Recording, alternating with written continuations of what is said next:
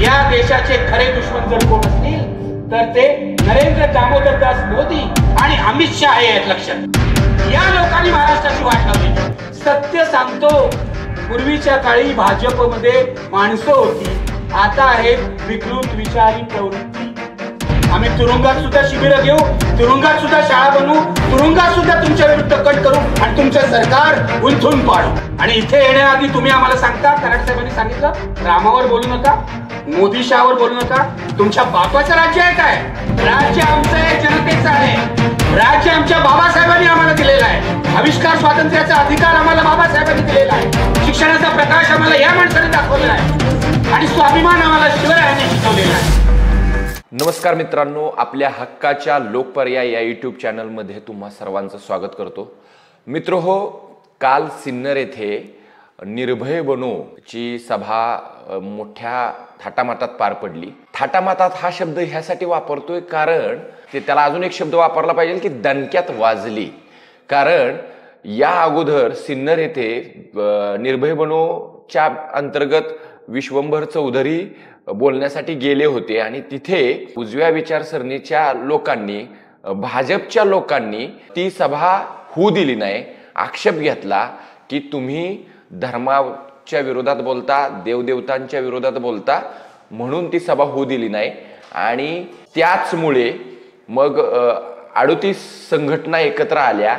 त्यामध्ये सगळ्या पुरोगामी संघटना, उद्धव ठाकरे गटांची शिवसेना असेल, शरद पवार ओरिजिनल यांची राष्ट्रवादीचे कार्यकर्ते असतील, काँग्रेसचे कार्यकर्ते असतील, डाव्या पक्षाचे CPM CPIचे कार्यकर्ते असतील आणि इतर अशा सगळ्यांनी मिळून सिटू, त्यामध्ये महत्त्वाची भूमिका सिटूची होती, या सगळ्यांनी मिळून कालची सभा आयोजित केली होती. आणि कालच्या सभेमध्ये निखिल वागळे, ज्येष्ठ पत्रकार, ॲडव्होकेट असीम सरोदे आणि विश्वंभर चौधरी हे मुख्य वक्ते म्हणून बोलले आणि त्यांनी सडकून टीका सध्याच्या भाजपच्या राजकारणावर, मोदींच्या एकंदरीत एकाधिकारशाहीवर सडकून टीका तिघांनी देखील केली. देवेंद्र फडणवीसांचं जे राजकारण महाराष्ट्रातलं आहे, कशा पद्धतीनं नासवलं त्यावर निखिल वागळे सडकून बोलले.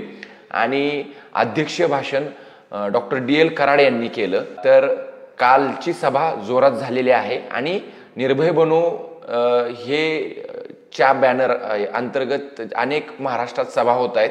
त्यामध्ये मुख्य वक्ते हे दोघं आहेत, विश्वंभर चौधरी आणि ॲडव्होकेट असीम सरोदे. निखिल वागळे सुद्धा त्यांच्याबरोबर आहेत. तर हे सगळं का त्यांनी हे निर्भय बनोच्या अंतर्गत काम का करतायत, तर ते कुठल्याही राजकीय पक्षाचे सदस्य नाही आहेत असं त्यांचं म्हणणं आहे. आणि त्यांचं हे एकच म्हणणं आहे की भाजपला महाराष्ट्रामध्ये आणि केंद्रामध्ये सत्तेत येऊ द्यायचं नाही. जर ते सत्तेत आले तर परिस्थिती वाईट होईल. आणि काय होईल, काय कारण आहे, ते सगळं त्यांनी त्यांच्या भाषणामध्ये बोललेले आहेत. तर तुम्ही त्यांची भाषणं एक एक करून अपलोड होतील आपल्या लोकपर्यायच्या यूट्यूब चॅनलवर. ती तुम्ही बघा, चॅनलला लाईक करा, शेअर करा आणि सबस्क्राईब करा. मी सिन्नरकरांचा मनापासून आभारी आहे. याचं कारण ज्या तुमच्या गल्लीतल्या एका किरकोळ भाजप नेत्यांनी या आमच्या मित्राच्या सभेमध्ये अडथळा आणला होता, त्याला तुम्ही आज कचऱ्यात फेकून दिलेलं आहे. या गावगुंड्यांना मला सांगायचं आहे, तिथे तुमचे मोदी आणि शहा वर बसलेले असले तरी हा शिवरायांचा महाराष्ट्र आहे, हा डॉक्टर बाबासाहेब आंबेडकरांचा महाराष्ट्र आहे, हा महात्मा फुल्यांचा महाराष्ट्र आहे, हा शाहू महाराजांचा महाराष्ट्र आहे, हा सावित्रीबाई फुल्यांचा महाराष्ट्र आहे. इथे तुमची दडपशाही चालणार नाही. आणि गेल्या मे महिन्यात निर्भय बनो आंदोलन सुरू झालेलं आहे. मी असं मानतो निर्भय बनो आंदोलनामध्ये अधिकाधिक नागरिक सहभागी होत आहेत. मगाशी यांनी सांगितलं 50 सभा झालेल्या आहेत. लक्षात घ्या, 50 सभा झालेल्या आहेत. आणि या दोन माझ्या कॉम्रेड्सचं म्हणा, साथींचं म्हणा, सहकाऱ्यांचं म्हणा, मित्रांचं म्हणा, मी अभिनंदन करतो. एक आमचे कॅप्टन आहेत विश्वंभर चौधरी आणि आमचे व्हाईस कॅप्टन आहेत सध्या जे महाराष्ट्रातले चमकते तारे आहेत. तुम्ही जनता न्यायालय बघितलं असेल, त्यांच्यासाठी दोघांसाठी एकदा टाळ्या वाजवा जोरदार. गेलं वर्षभर, कारण मे महिन्यामध्ये मी पहिला दौरा पश्चिम महाराष्ट्राचा केला होता, त्याला माहिती आहे. त्यानंतर दुर्दैवाने आजारी पडलो. कोरोना नंतर जरा आजार पण वाढलाय. 4-5 रोग अंगावर काढले असल्यामुळे पुन्हा पुन्हा पुन्हा पुन्हा ते वर येतात. कराड सरांचं आणि माझं वय जवळजवळ एकच आहे. पण आता डॉक्टरनी बाहेर पडायला आणि योग्य वेळी सभांमध्ये बोलायला परवानगी दिली आहे. नाहीतर डॉक्टरनी सांगितलं तुम्ही सभांमध्ये बोलायचंच नाही, तुमचं टेम्पर चढतं, तुम्हाला स्ट्रेस होतो, पुन्हा हार्ट अटॅक येईल. बायपास झाली आहे माझी, बायपास झाली आहे. पण आता डॉक्टर म्हणाले तुमचा शत्रू असा आहे की ज्याला घालवायलाच लागणार, तेव्हा तुम्ही लढायला बाहेर पडा. आणि तुम्हाला सांगतो मित्र हो, आम्ही लढणारे लोक आहोत. 45 वर्ष पत्रकारितेत घालवली.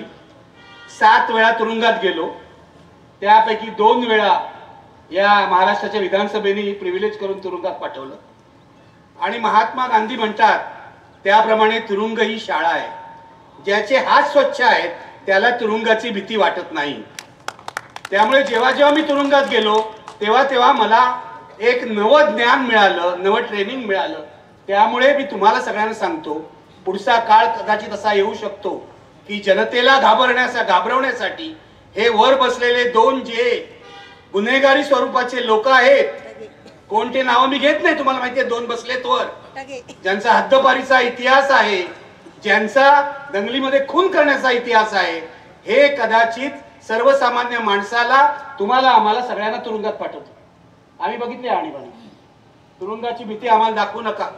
आम्ही तुरुंगात सुद्धा शिबिरं घेऊ, तुरुंगात सुद्धा शाळा बनवू, तुरुंगात सुद्धा तुमच्या विरुद्ध कट करू आणि तुमचं सरकार उलथून पाडू. कट करू म्हटल्यावर पोलीस बघतील हा कसला कट करतोय. मी सांगतो तुम्हाला, तो तुमचं पण प्रबोधन करतो पोलिसांचं. तुम्ही माझे मित्र आहात. पोलिसांच्या जेव्हा पगाराच्या वगैरे मागण्या असतात तेव्हा ते आम्हीच लावून धरतो, हे लक्षात घ्या.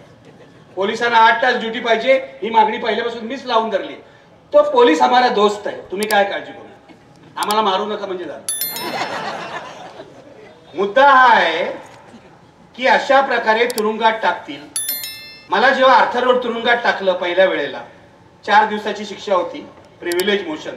शरद पवार मुख्यमंत्री होते त्यावेळेला. माझ्या कोठडीमध्ये कोण होते?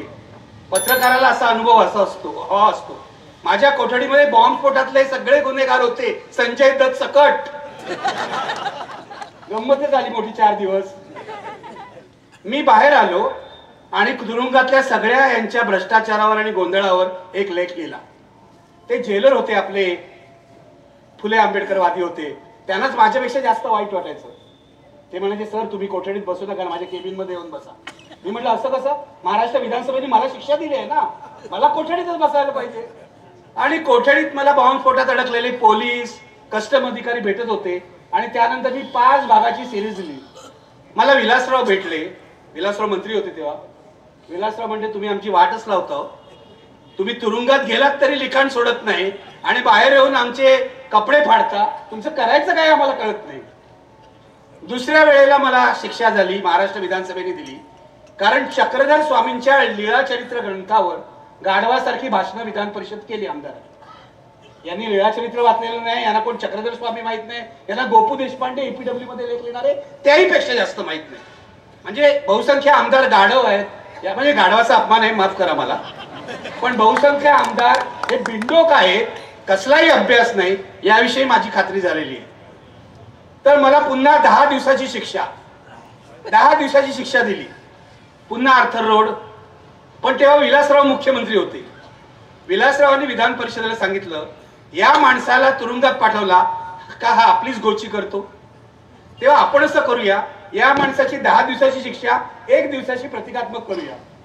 मग मला 1 दिवसाची शिक्षा दिली. म्हणजे 24 तास राहावं लागतं तुरुंगामध्ये.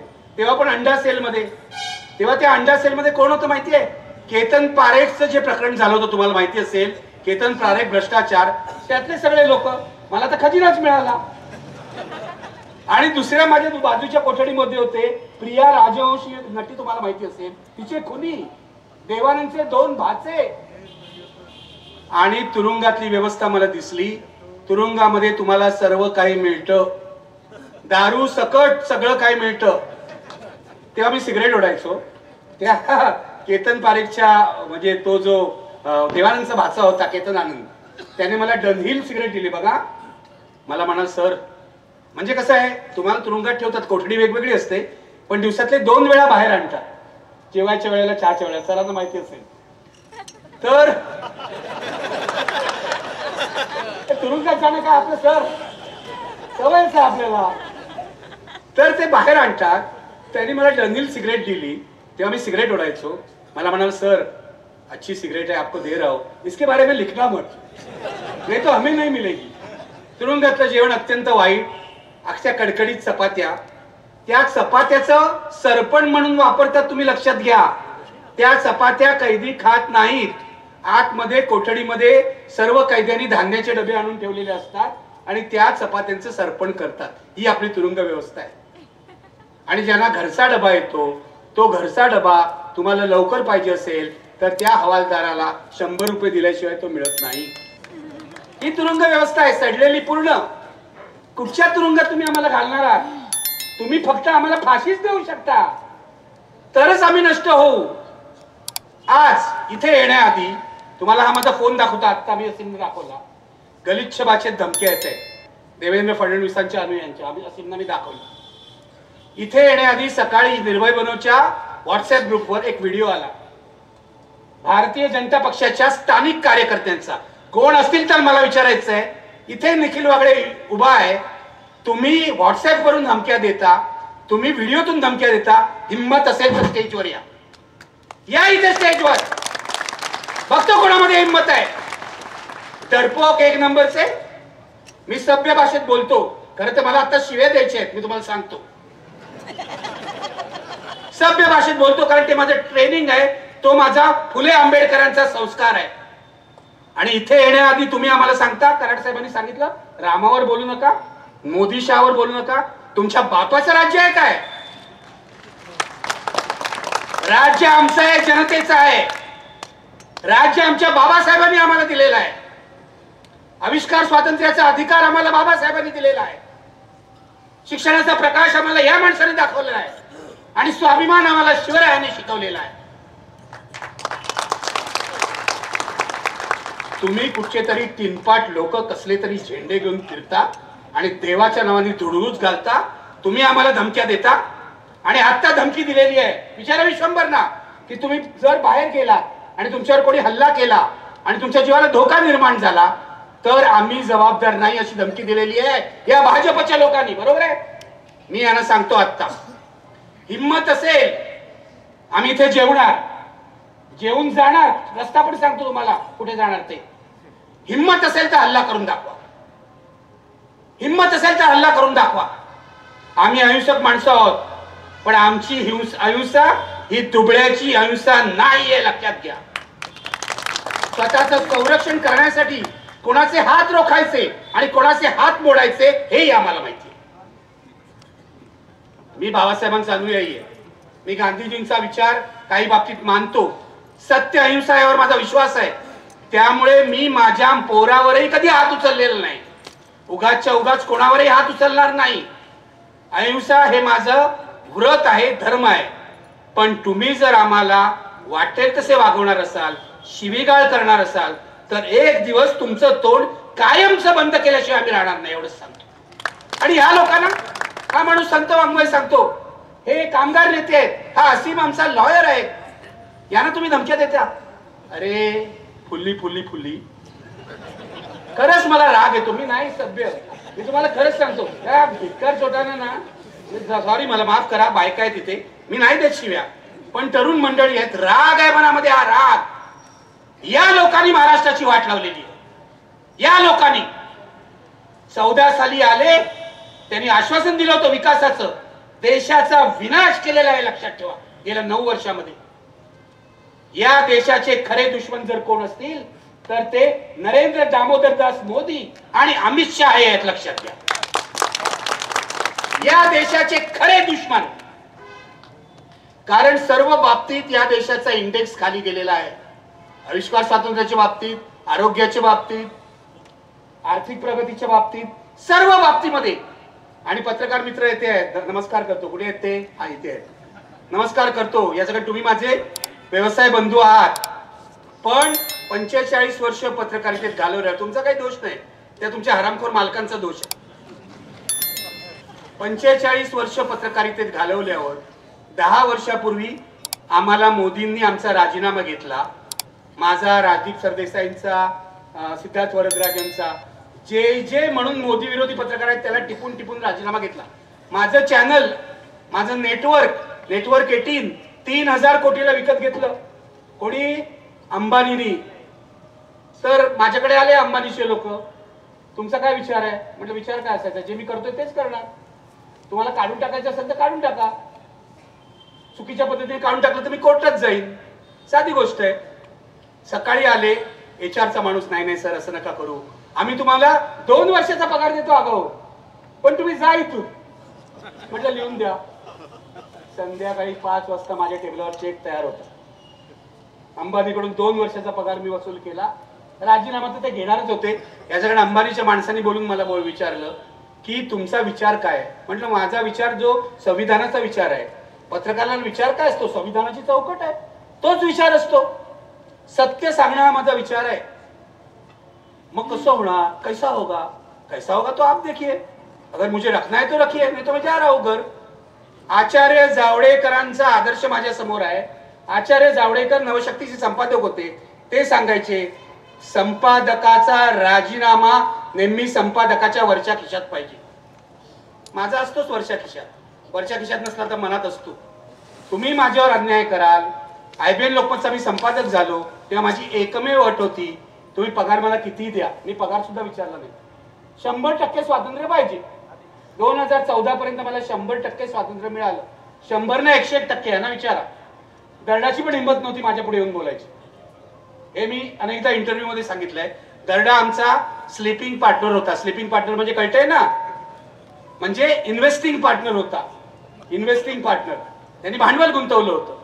पण दर्डा सुद्धा मला सांगू शकत नव्हता, कारण माझ्या पाठीशी राजदीप सरदेसाई उभे होते. आणि त्यांनी मला सांगितलं होतं 9 वाजता जायचं आतमध्ये, तू 9 ते 10 बातम्या, 10 ते 11 आजचा सवाल, 9 ते 11 तुला जे काय तिथे गोंधळ घालायचं तो घाल, बोलायचं ते बोल, 11 वाजता बाहेर आल्यावर बघू काय करायचं. मला कोणीही त्या बाबतीत अडथळा करण्याचा प्रयत्न केला नाही. पण नरेंद्र मोदी राज्यावर आले आणि मला पहिला फोन आला विजय दर्डा यांचा, महाराष्ट्रातले काँग्रेसचे महान खासदार विजय दर्डा, लोकमतचे मालक यांचा. आणि त्यांनी असं सांगितलं की निखिल वागळे, आता आपलं सरकार बदललेलं आहे. आपलं म्हणजे? मी म्हटलं सरकार बदललंय पण ते मोदींचं आहे. त्यांना त्याच वेळेला ते आपलं वाटत असावं. आम्ही जावडेकरच्या विरोधात एक बातमी दिली होती. प्रकाश जावडेकर माझा समकालीन आहे, दूरदर्शनवर आम्ही काम करत होतो, बरोबर होता. जावडेकरनी 2 फ्लॅट घेतले लबाडी करून सरकारी कोट्यामध्ये, बरोबर आहे, लक्षात आहे. तर जावडे इतके निर्लज्ज लोक, अरे संपादकाला डायरेक्ट फोन करतात ऑफिसमध्ये, जावडेकरच्या ऑफिसमधून. जरा काहीतरी काँग्रेसवाल्यांसाठी लबाडी तरी करा ना, वर दुसऱ्याकडून फोन करायचं. ते सुद्धा त्यांच्यामध्ये नाही. काँग्रेसच्या काळात सुद्धा आम्हाला फोन यायचे, पण असे अडून. हे डायरेक्ट जावडेकरच्या ऑफिसमधून, हा ती बातमी काढा. अरे बातमी काढायला काय आम्ही तुमच्या घरचे नोकर आहोत का? बातमी लागली आहे, बातमी चालतीये, लोक बघतायत. दर्डाचा कोल घोटाळा झाला, कोळसा घोटाळा, तेव्हा सुद्धा मी सातत्याने किमान 8 ते 10 कार्यक्रम केले किरीट सोमय्याला बोलवून. आणि हे नालायक भाजपवाले मला विचारतात दर्डाच्या कोल घोटाळ्याविरुद्ध तुम्ही नाही केलं. अरे जा आणि अर्काईव्ह पहा. निखिल वागळे सत्य कधीही दडपत नाही. सत्यविचनी रामाचा जर वारसदार असेल ना तर आम्ही आहोत, हे लक्षात घ्या. तुमचे रोज खोटं बोलणारे नरेंद्र मोदी आणि अमित शहा नाही आहेत, खोटारडे 1 नंबरचे. आणि त्यांचा तो महाराष्ट्रातला पिट्टू देवेंद्र फडणवीस, बोलणारे मी त्याच्याबद्दल. कारण त्याच माणसाला मी सगळ्यात जास्त स्टुडिओमध्ये जागा दिली होती. मला अधिकार आहे. देवेंद्र फडणवीस आज जो दिसतोय ना तिथे, मुख्यमंत्री झाला, उपमुख्यमंत्री झाला, आणि काय झाला तो 2014 पूर्वी विरोधी पक्ष नेते म्हणून देवेंद्र फडणवीसना सगळ्यात अधिक स्पेस ही निखिल वागळेच्या कार्यक्रमातून मिळाली. सकाळी 9 वाजता फोन दिलेला असं 1 तास आधी येऊन बसायचा. खरं सांगतो तुम्हाला, खोटं नाही बोलत. टेप करा आणि देवेंद्रला ऐकवा खोटं बोलतोय का. आणि लहान आहे माझ्यापेक्षा, वय काय त्याचं. त्याच्या वडिलांपासून माझ्या ओळखी होत्या. वडील बरे होते खरं म्हणजे, खरंच बरे होते. हा कसा असा निघाला मला कळत नाही. तर तो तेव्हा मी तुम्हाला खरंच सांगतो, मला काही राग नाही, माझं भाजप नेत्यांशी ना खूप दोस्ती आहे. विनय सहस्त्रबुद्धे, गडकरी तर मला नेहमी म्हणतात तुम्ही आणि कुमार केतकरांबद्दल ना मला आदर आहे. म्हटलं का तुम्हाला का आमच्याबद्दल आदर? एकदा मला जेवायला बोलवलं, गडकरींचं जेवण बेस्ट आहे, श्रीखंड पुरी वगैरे सगळं बेस्ट घरामध्ये. मला एकदा जेवायला बोलवलं, तुम्ही आणि कुमार केतकरांबद्दल मला आदर आहे. तर म्हटलं का तुम्हाला आदर आहे आमच्याबद्दल? कारण तुम्ही तुमची भूमिका कधीही सोडत नाही. हे माझे एकेकाळी भाजपवाल्यांचे संबंध होते. प्रमोद महाजनची माझी दोस्ती होती, गोपीनाथ मुंडेंची माझी दोस्ती होती. आता हे कोण आहेत? हे कोण आहेत? ती माणसं होती, ही म्हणजे माकडापेक्षा वाईट अवस्था आहे. मी तुम्हाला सत्य सांगतो, पूर्वीच्या काळी भाजपमध्ये माणसं होती, आता आहेत विकृत विषारी प्रवृत्ती. खरंच सांगतो तुम्हाला, माझी आणि सर्व पक्षातल्या लोकांची मैत्री आहे. पत्रकार म्हणून ठेवावीच लागते ना. परवा मला एका भाजप नेत्याचा फोन आला राम मंदिर झाल्याच्या दुसऱ्या दिवशी. इनफॅक्ट मीच त्यांना सकाळी फोन केला, तो मिस केला त्यांनी म्हणून फोन केला. माझा जुना मित्र आहे. एकदा प्रमोद महाजननी माझ्यावर डिफेमेशनची केस घातली, तेव्हा त्या केसमध्ये हा ज्युनियर वकील होता. तेव्हापासून तो मला ओळखतो, जुना मित्र आहे माझा. तर मी त्यांना फोन केला, म्हटलं नाव सांगत नाही, माफ करा मला, मित्र आहे आपला, उद्या सुधारेल अशी खात्री आहे मला. मी म्हटलं आता राम मंदिर झालं ना, आता उगाच गोंधळ घालू नका, आता शांत राहा. तुमची इच्छा पूर्ण झाली ना, बहुसंख्य हिंदूंना आनंद झाला ना, मग आता दंगली बिंगली करू नका. ते मीरा रोडला जे चाललंय ते थांबवा, एवढंच सांगायला मी फोन केला. मग गप्पा झाल्या, हे झालं ते झालं, आणि याच्यातला एकही शब्द खोटा नाही. त्यांनी मला सांगितलं, निखिल तुम्ही ना एकदा अमित शहाला भेटलं पाहिजे. मी म्हटलं माझी काय हरकत नाही. मी मनात म्हटलं पत्रकार आहे, कुणालाही भेटू शकतो. दाऊद इब्राहिमला भेटू शकतो, तर अमित शहाला का नाही भेटू शकतो? भेटू शकतो ना. पत्रकाराला कुठेही बंदी असता कामा नये, पत्रकारांनी कोणाला भेटावं. अमित शहानं वेगळा माणूस आहे, वेगळा माणूस. आता मला वेगळा माणूस म्हणजे काय मला कळत नाही. आम्हाला जे दिसतं त्यापेक्षा तो वेगळा असेल तर ह्यांना दिव्य दृष्टी असेल. म्हटलं ठीक आहे, मी भेटायला काहीच हरकत नाही. नरेंद्र मोदींना सुद्धा मला भेटायला हरकत नाही, मी पत्रकार आहे. पण नरेंद्र मोदींनी एवढी हिंमत दाखवली पाहिजे की मला मुलाखत द्यायची आणि माझ्या प्रश्नाला उत्तर द्यायचं. माझं जाहीर आव्हान आहे नरेंद्र मोदींना, तुमच्यामध्ये हिंमत असेल तर निखिल वागळेला मुलाखत द्या किंवा रवीश कुमारला मुलाखत द्या. निखिल वागळे जाऊ दे, रवीश कुमारला मुलाखत द्या. पण नरेंद्र मोदी इतके डरपोक आहे की 2014 साली सत्तेवर आल्यावर पहिली गोष्ट त्यांनी काय केली तर अंबानीशी हातमिळवणी करून 3000 कोटी रुपये आमच्या मालकाला देऊन आम्हाला सगळ्यांना नोकरीवरून काढून टाकलं. याचं कारण आम्ही जर राहिलो असतो, मी राजदीप सरदेसाई किंवा इतर लोक, सागरिका घोष आणि इतर लोक, तर आम्ही यांचे वाभाडे काढले असते. 10 वर्ष निखिल वागळे नरेंद्र मोदींमुळे मेनस्ट्रीम मीडियाच्या बाहेर आहे, लक्षात घ्या. 10 वर्ष झाली आज बरोबर. 2014 ते त्याआधी 8 वर्ष आम्ही आयबीएन लोकमत कसं चालवलं तुम्हाला माहिती आहे. कोणाला स्पेअर केलं नाही. अरे हे जे आहेत ना लोक, केशव वगैरे उपाध्ये, यांना मी बनवलंय प्रवक्ता. एक दिवस गोपीनाथ मुंडे माझ्या कार्यक्रमात होणार होते. तर आता 9 वाजता गोपीनाथ मुंडेंचा 7 वाजल्यानंतर मोठा प्रॉब्लेम असायचा. तेव्हा ते 9 वाजता येणार की नाही, चुकीचा अर्थ काढू नका मी सांगतो. तर ते 9 वाजता येणार की नाही याचं टेन्शन मला. मी आमचा गणेश मोरे होता गेस्ट कोऑर्डिनेटर, त्याला पळवतोय, अरे ते गोपीनाथजी कुठे काय गेले बघ. मी दिल्लीच्या माणसांना पळवतोय, गोपीनाथ कुठे आहेत बघ. तर गोपीनाथ मुंडे 8:30ला येणार नाही जसं कळलं. त्यांचा मेसेज आला मला. त्यांचं माझं खूप चांगलं होतं. संघर्ष यात्रेमध्ये मी बरोबर गेलो होतो. मला म्हणाले निखिल आय एम सॉरी, मी येऊ शकत नाही, जरा समजून घे. म्हटलं मला सांगू नका, माझी ओबी खाली उभी आहे वरळीला तुमच्या घराखाली, मला तुमच्या जागी दुसरा प्रवक्ता द्या. म्हणाले आता कोण देऊ तुला, आता कोण ऐनवेळी प्रवक्ता येणार. म्हटलं मी तुम्हाला सुचवतो ना कोण प्रवक्ता होईल. तुमचा सेक्रेटरी आहे केशव उपाध्ये, त्याला उभा करा म्हणा ओबीवर, त्यालाही संधी मिळेल. तुम्ही नाही तर तुमचा सेक्रेटरी. त्या दिवशी केशव उभा राहिला पहिल्यांदा कॅमेरा समोर, आणि या केशव उपाध्येला हे माझं पाप आहे की मी प्रवक्ता बनवलं. असे किती लोकांना प्रवक्ते बनवलं तुम्हाला सांगू. ते काँग्रेसकडे प्रवक्तेच नव्हते. मग मी जनार्दन चांदूरकरांना फोन करून बोलवलं, काँग्रेस नेमेल तेव्हा नेमेल, भाई जगतापना बोलवलं, काँग्रेसने प्रवक्तेच नेमले नव्हते. असा महाराष्ट्रातला टेलिव्हिजन आकार आला. ही 2 सोन्यासारखी माणसं मला तिथेच मिळाली. कारण टेलिव्हिजन हा जी माणसं आहेत त्यांच्या कंटेंटवर चालतो, बोलण्यावर चालतो. बोलणारा माणूस जितका चांगला, हे असतील विश्वंभर, असीम असेल, किंवा आमचे अजित अभ्यंकर असतील किंवा आमचे सुरेश माने असतील, घटनेवर सुरेश मानेंसारखं ऑथॉरिटी नाही. असे अनेक लोक मी तुम्हाला नावं घेऊ शकेन जे ज्यांना मी गेस्ट म्हणून बोलवलं आणि जे यशस्वी झाले आणि नंतर इतर चॅनलनी त्यांच्यावर उड्या मारल्या. प्रॉब्लेम असा आहे की ते प्रश्न विचारायला अँकरला पण अक्कल लागते ना. आता बघा बहुसंख्य चॅनलनी एक आमचा कमलेश सुतार सोडला तर चर्चेचे कार्यक्रमच बंद केले. का केले माहितीये? का केले मी तुम्हाला सांगतो.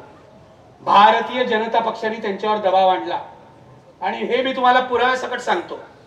मी IBN लोकमत सोडल्यानंतर मी असं ठरवलं होतं, काळ काय बरा नाही, आता मी कुठे नोकरी करणार नाही. सुदैवाने माझं वय तेव्हा किती वर्षाचं होतं बघा, 10 वर्ष आधी म्हणजे 55 वर्षाचं होतं. त्यामुळे मी म्हटलं आता आपली 5 वर्ष झाली आहेत निवृत्ती, 5 वर्ष राहिलेत निवृत्तीची, मी नोकरी करणार नाही, मी फ्रीलान्सिंग करेन. मग मी आमचं मी मराठी, महाराष्ट्र वन इथे काम करायला लागलो. TV9नी मला बोलवला. त्यांचा CEO हैदराबादहून आला, बघा हैदराबादहून आला तो तिकडचा तेलुगू माणूस, आणि मला त्यांनी सांगितलं आम्ही तुला सगळं स्वातंत्र्य देऊ, तू 9चा कार्यक्रम करायचा. 9चा कार्यक्रम करायचा. मी कार्यक्रम सुरू केला. शेतकऱ्यांचं आंदोलन होतं. मी नाशिकच्या मार्केट यार्डमध्ये जाऊन लाईव्ह कार्यक्रम केला आणि कार्यक्रमाला प्रचंड प्रतिसाद होता. अभिजित कांबळे जे आता BBCचे संपादक आहेत ते माझे प्रोड्युसर होते. आमची जोडी चांगली जमली होती. 3 महिने झाले. 3 महिन्यानंतर इथे एक भाजपचा माणूस आला. त्याचं नाव आहे उमेश कुमावत. आजही ते TV9चे.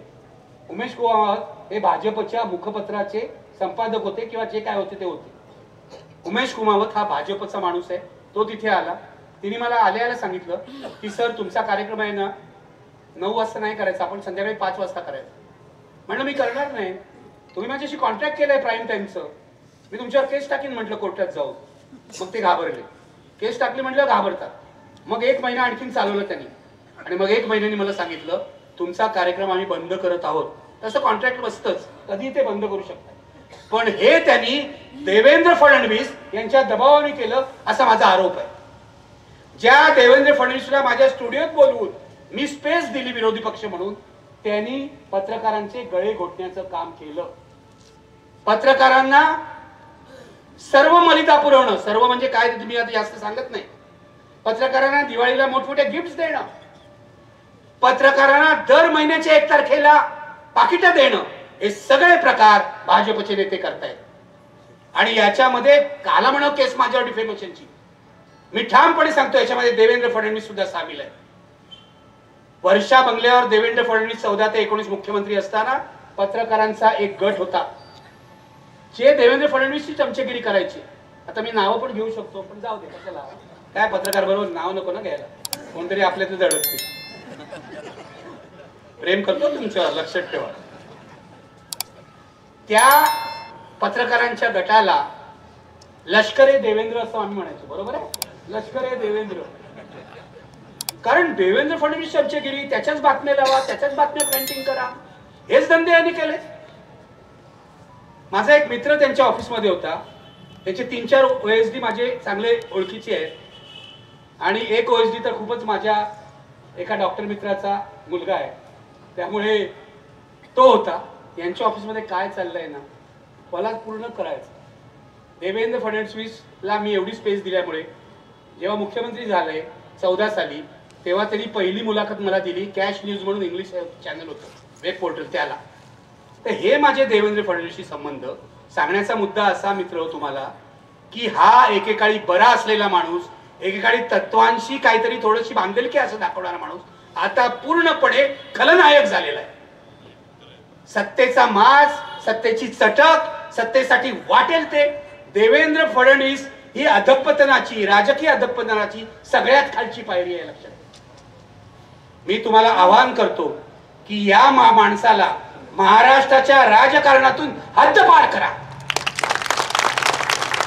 याचं कारण माझा राग नाही त्यांच्यावर, उद्या कुठेतरी जाऊन पापक्षालन करेल तर बरं होईल, पण इतका घाणेरडा माणूस मी 14 नंतर दुसरा बघितला नाही. अरे तू 14 ते 19 होतास ना मुख्यमंत्री. मंत्र्यांना काय अधिकार नाही, मोदी स्टाईल, पूर्ण मोदी स्टाईल त्याचं काम होतं. मंत्र्यांना काय अधिकार नाही, मीच सगळं चालवतो. मंत्री नुसते बसून हा हा हो, माझं मुलाखत जाऊन बघा. रात्री काय करतात ते आता मी काय बोलू, पण ते जाऊ दे, त्यांचं रात्रीचं काय हुडी घालून कुठे जायचे आपल्याला माहिती आहे, त्याच्याविषयी आपल्याला काय संबंध नाही. पण मुळामध्ये 19 साली जेव्हा उद्धव ठाकरेंनी, मी शिवसेनेचा टीका करत होतो तुम्हाला सगळ्यांना माहिती आहे, बाळासाहेब ठाकरेंशी मोठा संघर्ष मी केलेला आहे, शिवसेनेचे हल्ले पचवलेले आहेत, पण उद्धव ठाकरेंना अमित शहानी फसवलं हे मी तुम्हाला स्पष्टपणे सांगतो. आणि केवळ उद्धव ठाकरेंनी मला नाही सांगितलं, मी असा विश्वास नाही ठेवत, मी माझ्या सर्व सोर्सेस कडून कन्फर्म केलेला आहे. उद्धव ठाकरेंना अमित शहानी 50-50 करू, म्हणजे 2.5 वर्ष तुम्हाला 2.5 वर्ष मला असं आश्वासन दिलं होतं. आणि अमित शहानी असंही सांगितलं होतं मंत्रिमंडळामध्ये सुद्धा 50-50% प्रतिनिधित्व असेल. हे भाजपवाले खोटारडे, जन्मतः खोटारडे, कारण यांची मातृसंघटना खोटारडी. 25 सालपासून इतिहास बघा या संघाचा, खोटं बोलण्याचाच इतिहास आहे, दादांत खोटं बोलण्याचा. हे सगळे नथुरामचे वंशज आहेत, तो बाकी काही नाही यांचं, राम वगैरे काही नाही, पूर्ण नथुरामचे वंशज आहेत. मी तुम्हाला सांगतो, तुमची जर सत्ता आली, काँग्रेसवाले कोणी असतील किंवा राष्ट्रवादी किंवा वंचितचं तर मला अभिनंदन करायला पाहिजे. तुम्ही पण आलात महाविकास आघाडीत, मला खूपच आनंद झाला. प्रकाश आंबेडकर आणि त्यांचं कुटुंब हा माझ्या आत्मीयतेचा विषय आहे. मी अनेक वेळा राजगृहावर गेलोय, मला सुजात माहिती आहे, मला अंजली ताई माहिती आहेत, मला माझे वैयक्तिक संबंध आहेत. पण आता पत्रकार म्हणून टीका तर करावी लागते ना. पण आले महाविकास आघाडी, आणि आज महाराष्ट्रामध्ये महाविकास आघाडी सर्वात कणखर बनलेली आहे, लक्षात घ्या. काँग्रेस, शरद पवार, उद्धव ठाकरे, वंचित, हे कॉम्बिनेशन अनबिटेबल आहे, अनबिटेबल आहे. आणि सीपीआय सीपीएम वगैरे बाकी सगळे आमचे कपिल पाटील वगैरे आहेत. कपिल पाटील तर तिथे नितीश कुमार सोडून गेले बीजेपी मध्ये, पण आमचा कपिल पाटील महाविकास बरोबरच राहिलेला आहे, त्याचा स्वतंत्र झेंडा त्यांनी लावलेला आहे. हे सगळे मिळून महाराष्ट्रामध्ये 47% मतं होतात, 47%. आणि भाजप आणि त्यांचे ते शिंदे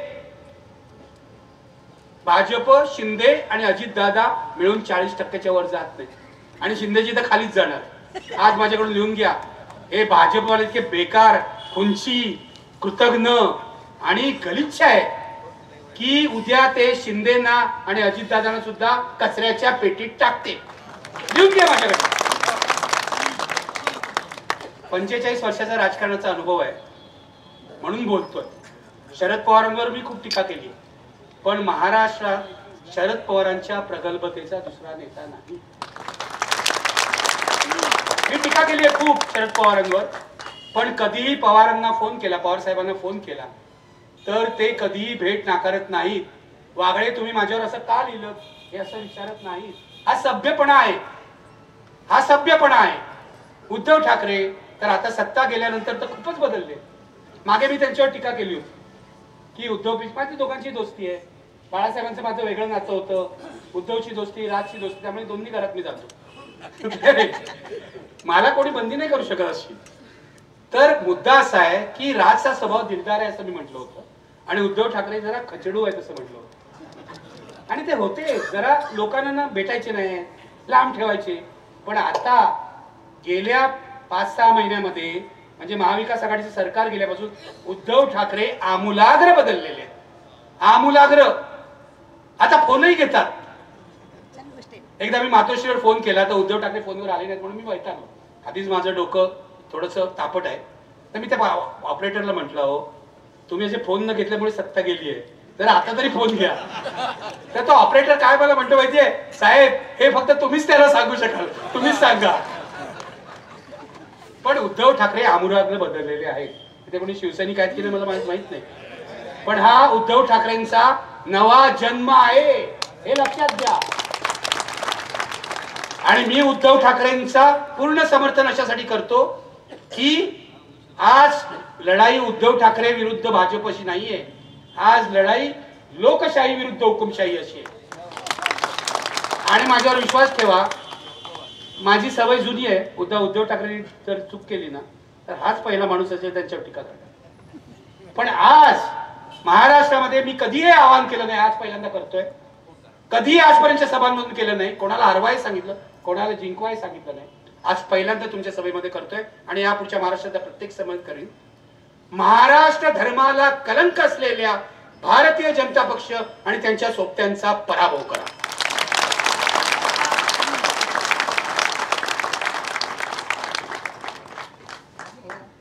महाराष्ट्र मेला तरी राष्ट्र मेले, महाराष्ट्राविना राष्ट्र गाडा कसा चाले. हे कोणाचं आहे माहितीये? सेनापती बापटांचं आहे.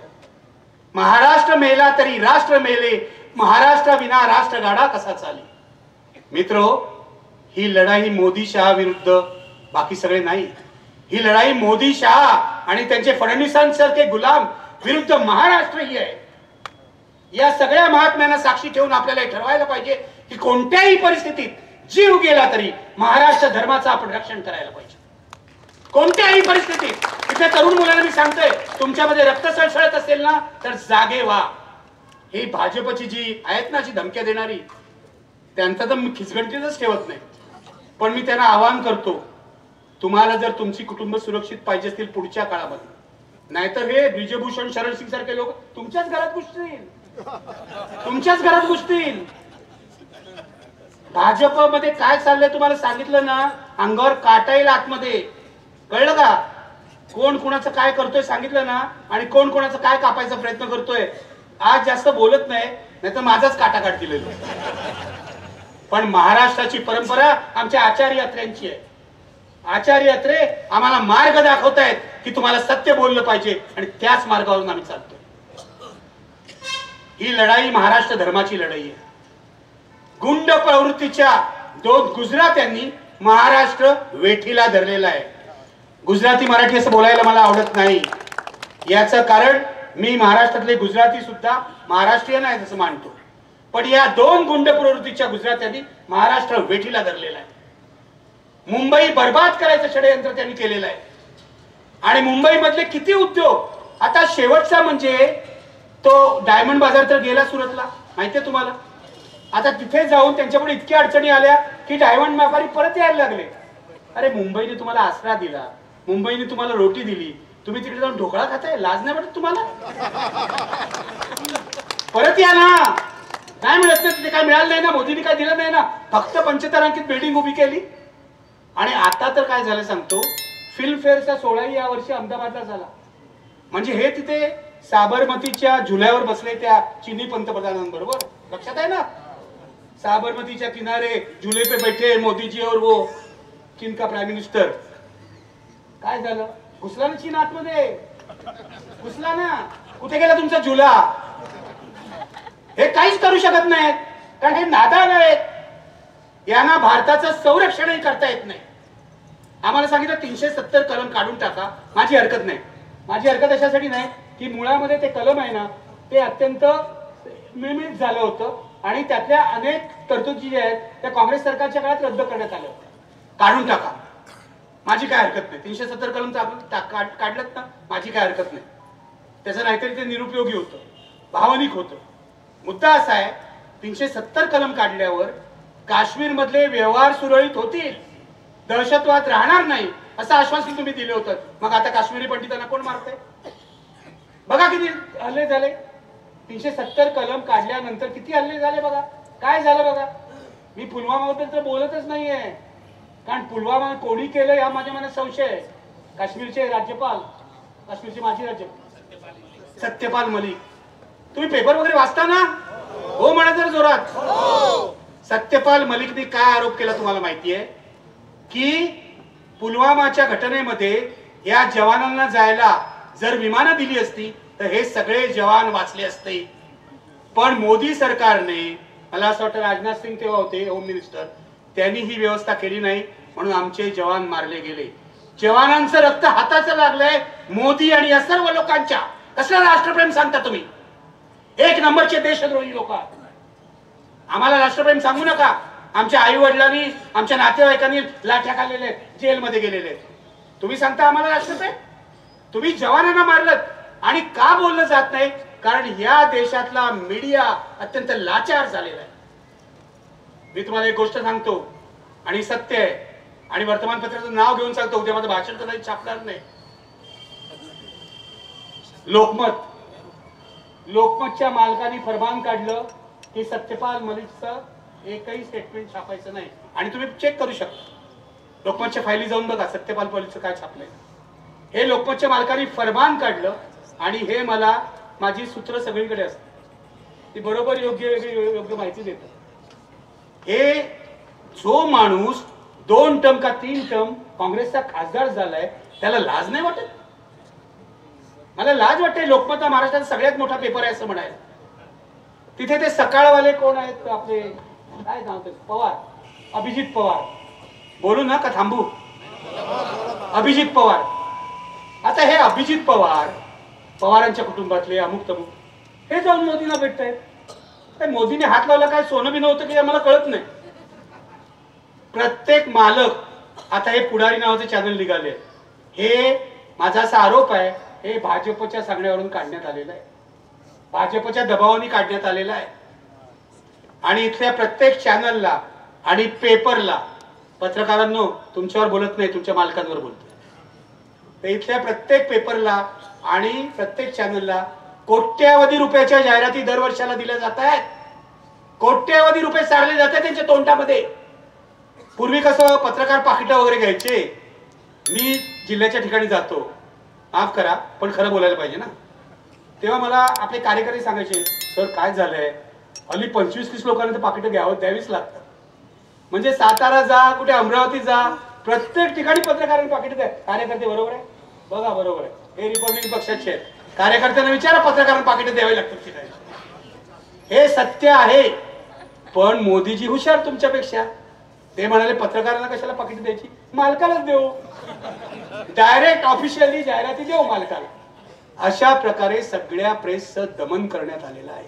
आवाज बंद करण्यात आलेला आहे. रवीश कुमारचं युट्यूबवर आता सगळे प्रेक्षक युट्यूबवर का वाढले तुम्हाला माहिती आहे. रवीश कुमारचे सबस्क्रायबर 70 लाख झालेले. 10 लाख त्याच्या व्हिडिओला हिट्स मिळतात. इतर अजित अंजुम असतील आणखीन कोण कोण असतील त्यांच्याही व्हिडिओला हिट्स मिळतात.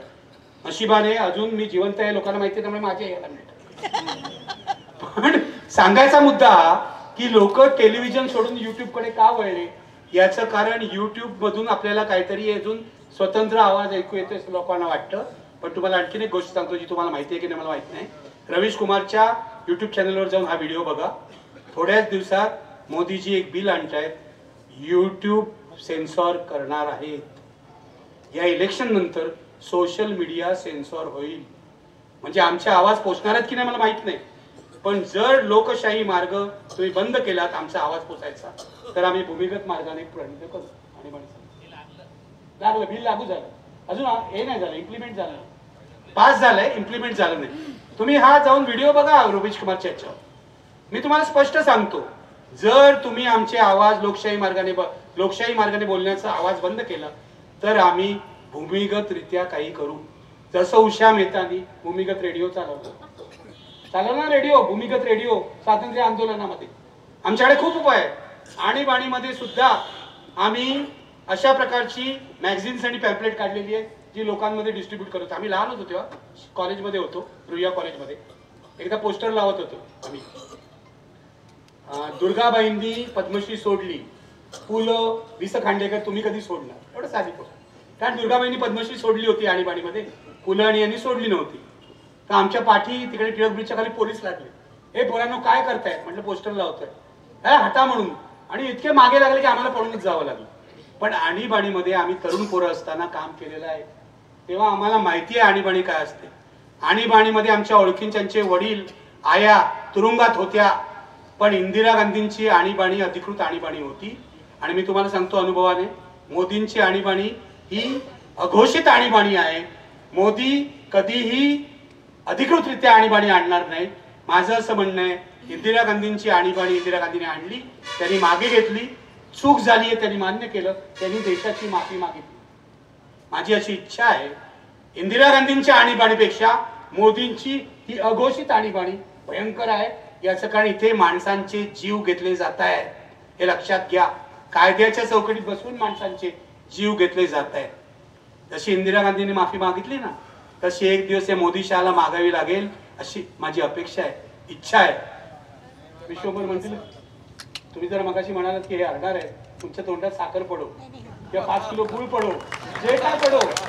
पण या देशावरचं सगळ्यात मोठं संकट हे हे संकट आहे. तुम्ही लक्षात घ्या, आपण 14 साली अनेकांनी मतं दिली असतील. तपासून बघा काय केलंय यांनी. फसवेगिरी केलेली आहे प्रत्येक क्षेत्रामध्ये. कुठे आहेत तुमचे 15 लाख रुपये? आहेत? मिळाले का तुम्हाला? कोणाला? मी वाट बघतोय माझ्या अकाउंटमध्ये येतील, अकाउंटमध्ये येतील, अकाउंट येतच नाही. प्रत्येक बाबतीत फसवणूक केले. एक नंबरचा खोटारडा माणूस, एक नंबरचा खोटारडा. आणि उद्घाटन करायला सगळीकडे ते आमच्या तिकडे सेतू, अटल सेतू झाला. अटल सेतू, अटल बिहारी वाजपेयींच्या नावाने, पण तिथे अटल कुठेच नाही, तिथे मोदीच. अटल बिहारी वाजपेयींचा फोटो सुद्धा लावला नाही या माणसाने. किती आत्मकेंद्री माणूस आहे. मगाशी तुम्ही सांगितलं, आज या अडवाणींना भारतरत्न वगैरे त्यांनी दिलं, पण राम मंदिराच्या उद्घाटनाला त्यांना बोलावलं नाही. पापक्षालन करतात भारतरत्न देऊन. ज्यांनी देशामध्ये दंगली घडवल्या त्या अडवाणींना भारतरत्न देतात. काय बोलायचं आपण? पण आता अशी वेळ आली आहे की मोदीपेक्षा अडवाणी बरे म्हणण्याची वेळ आहे. एक राक्षस आला तर त्याच्यापेक्षा मोठा महाराक्षस, मग तो पूर्वीचा राक्षस बरा होता असं म्हणायची वेळ येते. प्रॉब्लेम आहे सगळा आपल्या देशाचा. तर या राक्षसांचा पराभव करा. हे रामाचं नाव घेतात आणि अधर्माचं काम करतात, यांचा पराभव करा. मी तुम्हाला सांगतो, मी गप्प बसणार नाही विधानसभा निवडणुकीपर्यंत.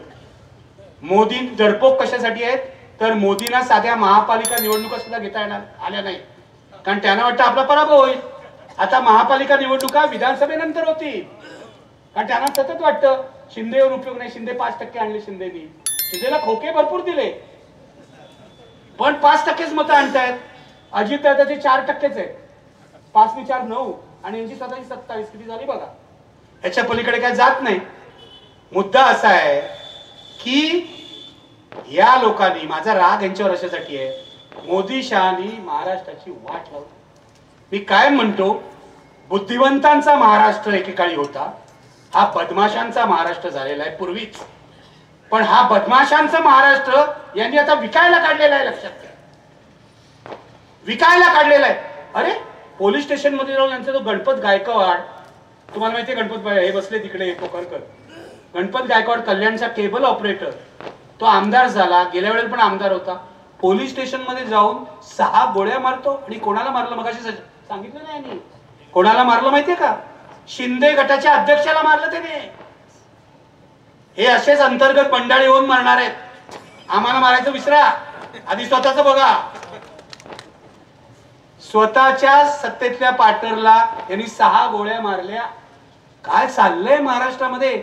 आणि फडणवीस काय भजन करतात का तिकडे? आपल्या पक्षाचा आमदार पोलीस स्टेशन मध्ये गोळ्या मारतो आपल्या मित्र पक्षाच्या अध्यक्षाला, आणि फडणवीस काय करतायत? का व्हिडिओ बघतायत गाण्यांचे?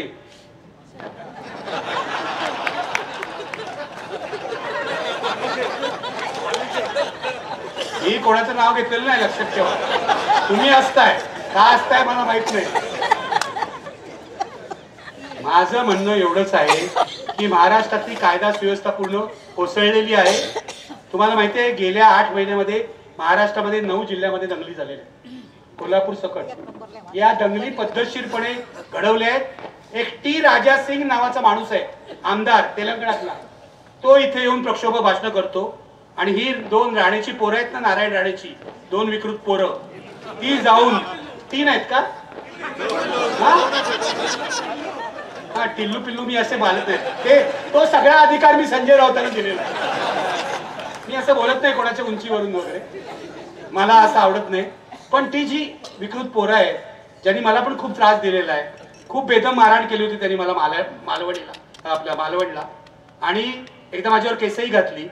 पण हा नितेश राणे एकदाच कोर्टात आला फोटो काढायला. त्यानंतर 2 वर्ष कोर्टातच आला नाही. जजनी विचारलं, तक्रारदार कोर्टात नाही, मी ही केस डिसमिस करतो. डिसमिस केली केवळची. अशी माणसं आहे तो. म्हणजे एक वेळ नारायण राणे बरे म्हणायचे पाहिजे. कितीही वेडी मुलं आहे. म्हणजे गेलंय कामातून ते सगळं. नारायण राणेंना मी अनेक कार्यक्रमात बघितलेलं आहे. त्यांना मी प्रश्न विचारतो, ते अभ्यास करून येतात. खूप अभ्यास करून येतात. मी परवाच्या माझ्या मुलाखतीत सांगितलं, खूप अभ्यास करून येतात. त्यांनी इंग्रजीचा शिक्षक नेमला, गणिताचा शिक्षक नेमला, अर्थसंकल्पाचा शिक्षक नेमला, भूगोलाचा शिक्षक नेमला. आता काय, मला अजिबात हसू नका. हरियाणा गँगचा जो मेंबर असतो त्याला शिक्षणाची गरज असते ना, असते की नाही? आणि तो सुधारला तर माझा त्याला पाठिंबा आहे. असं काय करता? एक जर हरियाणा त्यांचा मेंबर सुधारत असेल तर आपल्याला प्रॉब्लेम काय आहे? उलट मी कौतुक करतो नारायण राणे अभ्यास करून येतात. पण माझ्या असं लक्षात आलं नाही, कोंबडी चोर वगैरे ते बाळासाहेबांनीच म्हणावं आपल्याला. बरोबर आहे, कोंबडी चोर त्यांना बाळासाहेब म्हणायचे. मी काय म्हणत मोठा माणूस आहे, मंत्री बिंत्री आहे काय.